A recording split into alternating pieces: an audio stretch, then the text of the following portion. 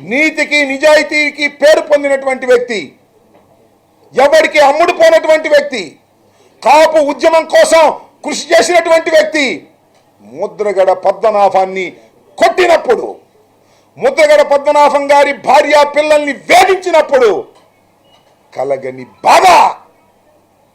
చంద్రబాబు నాయుడు దొంగ దొరికితే 52 రోజులు జైల్లో పెడితే బాధ కలిగిందా? ఏం వ్యక్తిత్వమయ్యా నీది? దేనికి ఆశపడుతున్నావయ్యా నువ్వు? వాస్తవాలు మాట్లాడలేవా నేను అడుగుతా ఉన్నా. తెచ్చిపెట్టుకున్న ఆవేశం, తెచ్చిపెట్టుకున్నటువంటి కోపం, అరుపులు ఏమిటిది రాజకీయాల్లో నాకు అర్థం కానటువంటి పరిస్థితి. జగన్మోహన్ రెడ్డి గారి మీద విరుచుకుపడేటటువంటి మాటలు.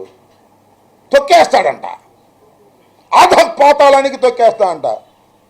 నిన్ను పుట్టించిన వాడు రావాలి అధపాతాళానికి జగన్మోహన్ రెడ్డి గారిని తొక్కడానికని మనం చేస్తున్నాం. జగన్మోహన్ రెడ్డి గారిని అధపాతాళానికి తొక్కగలిగినటువంటి శక్తి నీకుందా? ఒకసారి ఆలోచించుకో. నీ అంతరాత్మను అడుగు.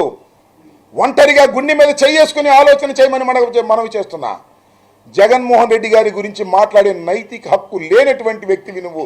తండ్రి మరణిస్తే రాజకీయాల్లోకి వచ్చి భయపడుకోకుండా ముందుకు వెళ్ళినటువంటి వీరుడు జగన్మోహన్ రెడ్డి. ఏది అనుకున్నాడో దానికోసం ప్రయత్నం చేసే వ్యక్తి, రాజీ పడని వ్యక్తి జగన్మోహన్ రెడ్డి గారు. అలాంటి జగన్మోహన్ రెడ్డి గారిని పట్టుకొని ఇంకో మాట అన్నాడు, నేను నీకు తొక్కకపోతే నా పేరు పవన్ కళ్యాణ్ కాదని. నీ పేరు అసలు పవన్ కళ్యాణే కాదు. రాసుకో, వాళ్ళు చెప్తున్నా. ఈ మాట మీద నిలబడు. ఇంకోటి నువ్వు అడిగింది చెప్పు. 4వ పెళ్లి గురించి చెప్తా. స్నేహం అంట. స్నేహం చేస్తే చచ్చే వరకు నాది స్నేహం. అబ్బబ్బబ్బబ్బా, సిపిఐతో స్నేహం చేసావుగా, చచ్చేదాకా ఉండవా? సిపిఎంతో స్నేహం చేసావుగా, చచ్చేదాకా ఉండవా? చెప్పయ్యా.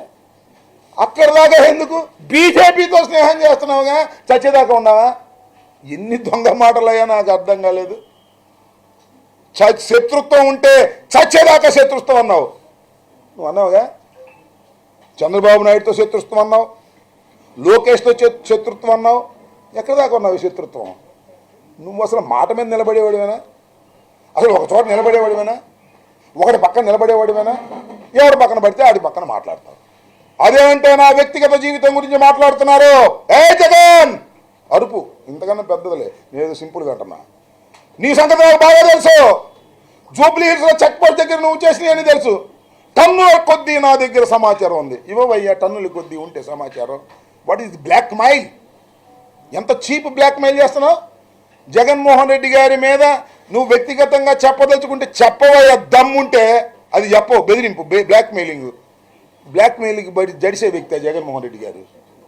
నాకు 3 పెళ్ళిళ్ళు 4 పెళ్ళిళ్ళు అంటున్నావు. నన్ను దత్తపుత్రుడు అంటున్నావు. చెప్పని అడుగుతున్నా. ఎస్, నీకు మొదటి పెళ్లి కాలేదా? 2వ పెళ్లి కాలేదా? 3వ పెళ్లి కాలేదా? 4వ పెళ్లి కాలేదు.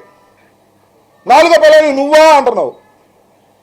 4వ పెళ్ళం ఎవరో కాదు నాయన, నాదెళ్ళ మనోహర్. 4వ పెళ్ళం మేము మా చేత ఎందుకు చెప్పించుకుంటా?